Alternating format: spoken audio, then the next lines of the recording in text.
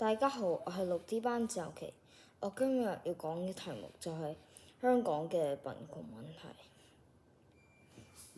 咁樣我就認為香港講嘅貧窮問題唔算係好嚴重，因為街邊嘅嗰啲流浪漢好少。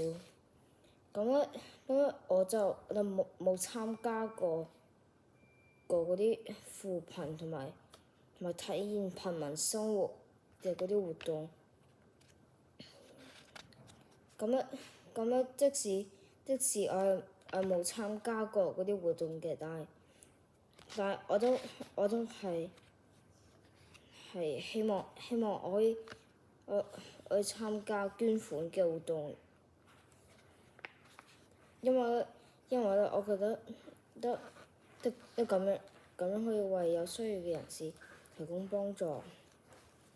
我建議大家通過個捐款咁樣嚟解決貧窮問題，因為你咁樣可以為嗰啲貧民帶嚟幫助。